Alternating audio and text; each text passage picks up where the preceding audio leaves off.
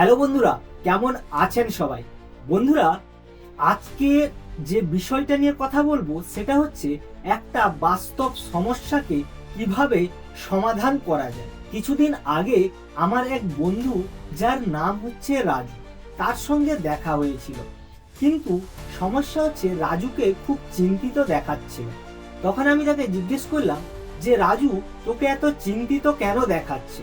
তখন সে বলে যে বন্ধু, আমার না ব্যবসাটা খুব ভালো চলছে না। তখন তার কথা শুনে আমার একটু কষ্ট লেগেছিল। তো আমি তাকে বললাম যে কেন ভালো চলছে না? সে তখন বলল, আমি যে কাজগুলো করতাম সেই কাজগুলোর যেন ডিমান্ড ধীরে ধীরে কমে যাচ্ছে। তখন তাকে আমি এই কথা বললাম, চল আমরা চায়ের দোকানে বসে পুরো ব্যাপারটাকে বোঝার চেষ্টা করি। তখন আমরা দুজনে একটা চায়ের দোকানে গিয়ে বসলাম এবং একটা ডায়েরি আর পেন নিলাম। এবার তাকে জিজ্ঞেস করলাম যে তোর ব্যবসার ধরন কি? তখন সে বলল, আমার একটা ক্যাফে ছিল এবং তার সঙ্গে আমি ল্যাপটপ রিপেয়ারের কাজ করি। তো এখন সমস্যা কোথায়? সে তখন বলল যে ল্যাপটপ রিপেয়ারের কাজ ধীরে ধীরে যেন লুপ্ত হয়ে আসছে, অর্থাৎ এই রিপেয়ারের কাজ যেন অনেক বেশি কমে যাচ্ছে। তখন আমি তাকে জিজ্ঞেস করলাম যে তোর কম্পিটিটরদের অবস্থা কি, তাদেরও সেম কেস ঘটছে?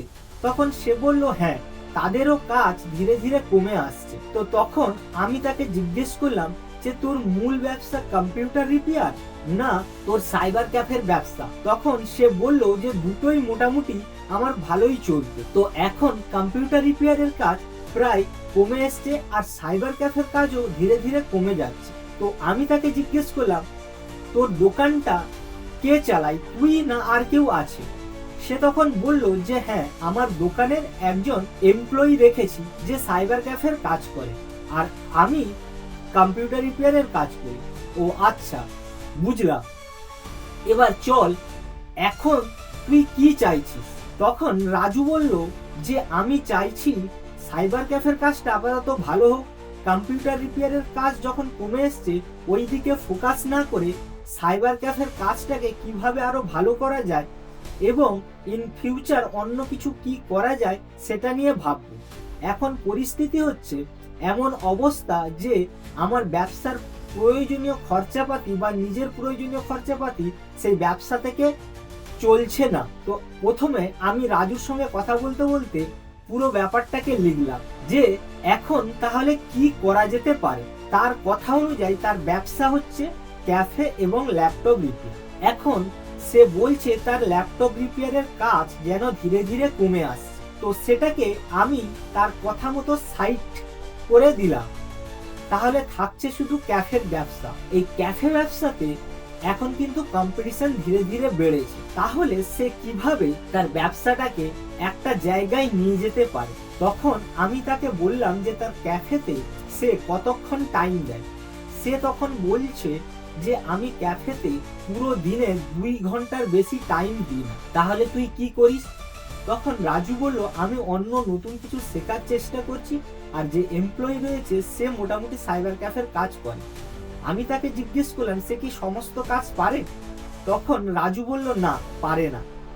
তখন আমি রাজুকে বললাম যে তুই যা শিখছিস সেটা ঠিক আছে, সেটার জন্য তুই আলাদা করে সময় বার কর, কিন্তু এখন তুই ফুল ফোকাস সাইবার ক্যাফেতে দে। সাইবার ক্যাফে যত ধরনের কাজ হয় তুই নিজে পারিস এবং তোর যে এমপ্লয়ি আছে তাকে শেখা। পুরো সময়টা তুই সাইবার ক্যাফেতে নিয়োজিত কর এবং তোর নিজের জন্য 1 থেকে 2 ঘন্টা নতুন কিছু শেখার জন্য বার কর। এভাবে প্রতিদিন তুই সাইবার ক্যাফে বসে দেখ যে লোকের কি কি জিনিসের প্রয়োজন রয়েছে এবং সেই সার্ভিসগুলো তুই দিতে পারবি কিনা।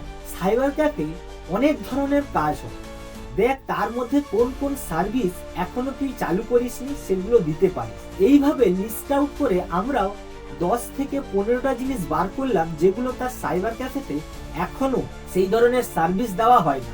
তো সেই সার্ভিসগুলো বাড়ানোর চেষ্টা করা হলো। এবার দ্বিতীয় সমস্যা হচ্ছে সাইবার ক্যাফে তার কাস্টমারের সংখ্যা অনেক কম, তাহলে তার জন্য তাকে মার্কেটিং করতে হবে। এই মার্কেটিং এর জন্য তাকে বললাম যে ফেসবুকে কিছু অ্যাড এবং তার হোয়াটসঅ্যাপে স্ট্যাটাসে কিছু অ্যাড দেওয়ার জন্য।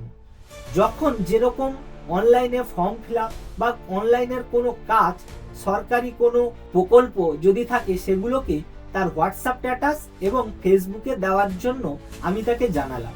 দ্বিতীয়ত, বিভিন্ন স্কুল কলেজের সামনে গিয়ে পোস্টার দেওয়ার জন্য, সেখানে গিয়ে যে আমাদের ক্যাফেতে খুব তাড়াতাড়ি এই ধরনের কাজগুলো করা হয় এবং খুব কম কস্টে। এভাবে তাকে ধীরে ধীরে আমি 5টা আইডিয়া দিলাম যে ইমপ্লিমেন্ট করার জন্য। প্রথমত, যে 10 থেকে 15টা সার্ভিস, এগুলোর মধ্যে কোনগুলো চালু করা যায় তোর ক্যাফেতে সেগুলো দেখ। দ্বিতীয়ত, বিভিন্ন স্কুল কলেজে সামনে অ্যাড দেওয়ার চেষ্টা কর যে তোর ক্যাফেতে এই ধরনের কাজ হয় এবং খুব কম কস্টে। তৃতীয়ত, তোর যে পুরনো কাস্টমাররা রয়েছে তাদেরকে ইনফর্ম কর যে তারা নতুন কোনো পরীক্ষা বা নতুন কোনো এক্সাম বা নতুন কোনো অপরচুনিটি যদি খুঁজে থাকে, সেগুলো তোর ক্যাফেতে শুরু হয়েছে, তাদেরকে আসার জন্য। 4 নম্বরে, যে সপ্তাহে একদিন তুই খুব কম মার্জিনে কাজ করবি, সে ধরনের একটা পরিকল্পনা চালু কর। 5 নম্বরে, তোর ক্যাফের টাইমিং আগে যা ছিল তার থেকে কিছুটা সময় বাড়ানোর চেষ্টা কর। অর্থাৎ রাজু বলেছিল তার ক্যাফের টাইমিং হচ্ছে 8:30 থেকে 1টা আর 5:30 থেকে 9:30। এই টাইমিংগুলোকে একটু পরিবর্তন করে টাইমিংগুলোকে যাতে বাড়ানো যায় সে চেষ্টা করার জন্য। এভাবে তাকে 5টা পরামর্শ আমি দিয়েছিলাম এবং কয়েক মাস পর রাজুর সঙ্গে আবার কথা হয়েছিল। সে বলল এখন তার ক্যাফে বিজনেস অনেক ভালো চলছে এবং ধীরে ধীরে সে পরিষেবাগুলো বাড়ানোর চেষ্টা করছে। এভাবে করে তার বিজনেস আগে যেখানে মাস গেলে 10-12 হাজার টাকা ইনকাম হতো, এখন সে মাস গেলে ক্যাফে থেকে 30,000 টাকা ইনকাম করে।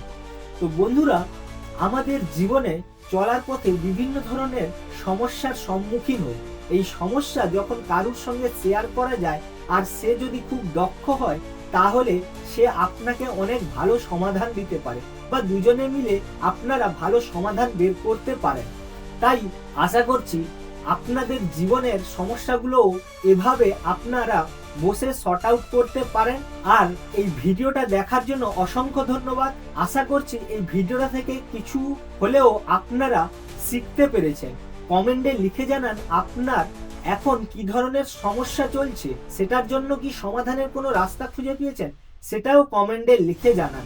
আর যদি কোনো ধরনের হেল্প লাগে সেটাও কমেন্টে লিখুন, তাহলে আমি চেষ্টা করব আপনার প্রবলেমকে কিভাবে সমাধানে নিয়ে আসা যায়। দেখা হচ্ছে নতুন কোনো ভিডিওতে নতুন কোনো টপিক নিয়ে। ততক্ষণ ভালো থাকুন, সুস্থ থাকুন, জীবনটাকে অনেক বেশি এনজয় করুন।